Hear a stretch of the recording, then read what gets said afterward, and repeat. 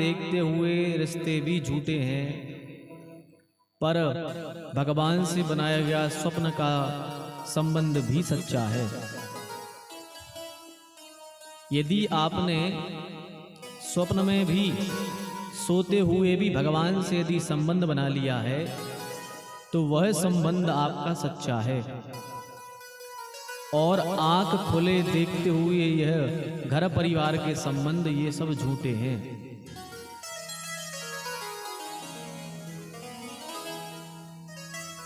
जीवन में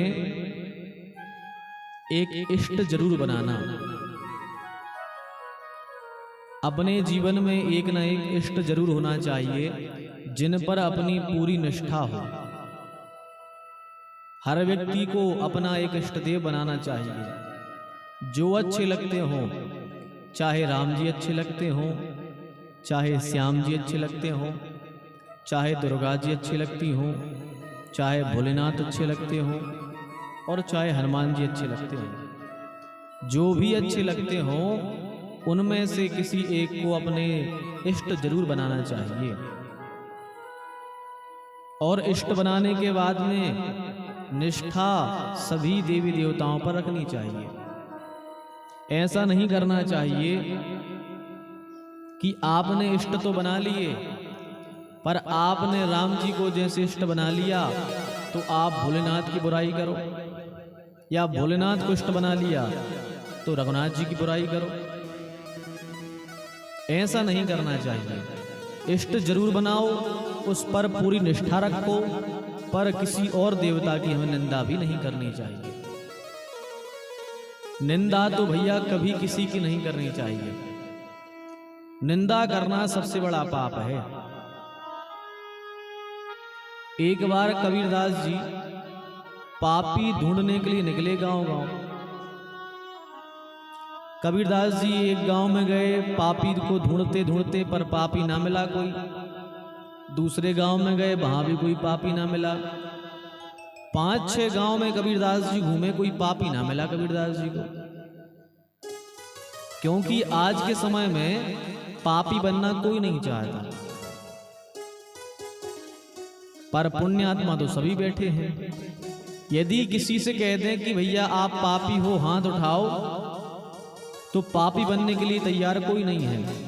पर यदि कह दिया जाए कि पुण्यात्मा हाथ उठाओ, तो पुण्यात्मा इतने मिलेंगे कि 10-50 ट्रक भर जाएंगे पुण्यात्माओं से। हर आदमी पुण्यात्मा है, पापी बनना कोई नहीं चाहता। तो कबीरदास जी को कोई पापी ना मिला, तो कबीरदास जी कह रहे हैं कबीरा पापी ना मिला, कबीरा पापी ना मिला, निंदक मिले हजार। कबीरदास जी को पापी तो कोई नहीं मिला, पर मिले कौन है? कबीरा पापी ना मिला, निंदक मिले हजार। कबीरदास जी जिस गांव में, जिस मोहल्ले में, जिस नगर में, जिस घर में गए, हर जगह निंदा करने वाले मिले। पापी तो कोई नहीं मिला, पर हर मोहल्ले, हर गली में निंदा करने वाले मिले। कबीरा पापी ना मिला, निंदक मिले हजार, और एक निंदक के सर पे 1000 पापियों को भार। कबीरदास जी कह रहे हैं कि एक निंदा करने वाला और 1000 पापी एक बराबर हैं। इसलिए कभी किसी की निंदा नहीं करनी चाहिए। निंदा से बचना चाहिए, जितना हो सके निंदा से दूर रहो। कभी किसी की निंदा नहीं करनी चाहिए।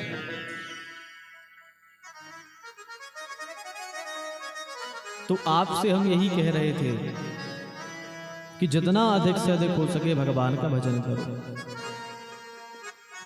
इष्ट जरूर बनाओ, पर निंदा किसी की नहीं करनी है। ऐसा नहीं करना।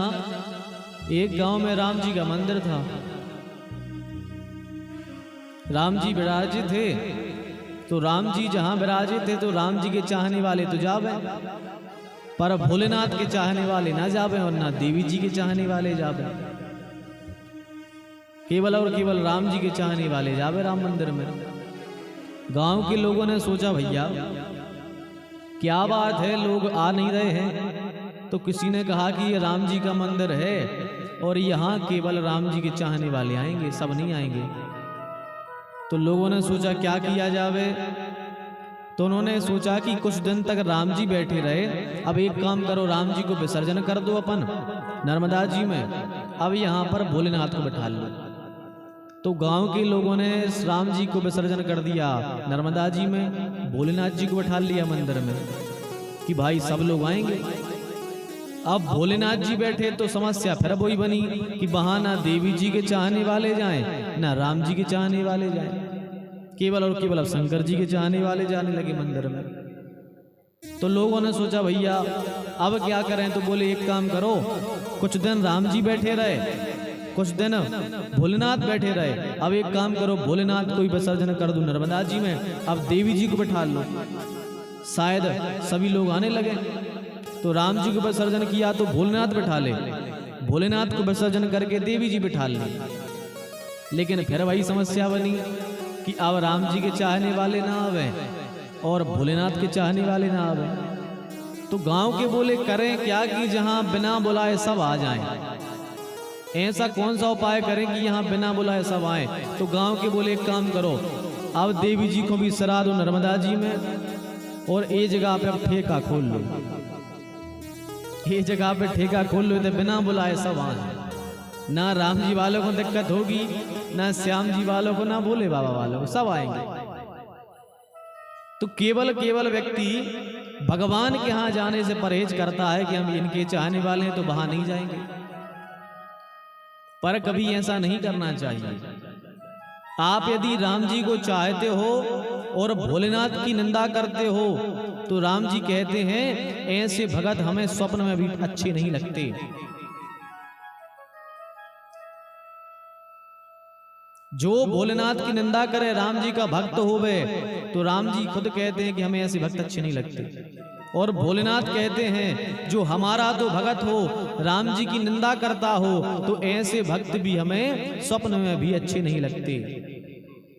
इसलिए कभी किसी की निंदा मत करना, इष्ट जरूर बनाना, पर निंदा किसी देवता की नहीं करना। और पता है सच्चा वैष्णव, सच्चा भक्त कैसा होता है? सच्चा वैष्णव और सच्चा भक्त होता है एक पतिव्रता नारी की तरह। भगवान का सच्चा भक्त होता है कैसा? पतिव्रता नारी की तरह। मतलब पतिव्रता नारी का देखो समर्पण होता है अपने पति के लिए, सब कुछ समर्पण अपने पति के लिए है। पर पतिव्रता नारी ऐसा नहीं करती कि अपने देवर को गाली देती हो या अपने जेठ को बुराई करती हो, ऐसा नहीं करती। समर्पण है पति के प्रति, पर सबका आदर करती है, जेठ का भी आदर करती है, अपने देवर का भी आदर करती है। तो भगवान का सच्चा भक्त होता है पतिव्रता नारी की तरह, कि उसका समर्पण तो अपने इष्ट की तरफ है, पर वो निंदा किसी की नहीं करता, सबको प्रणाम करता है। तो जीवन में इष्ट जरूर बनाना।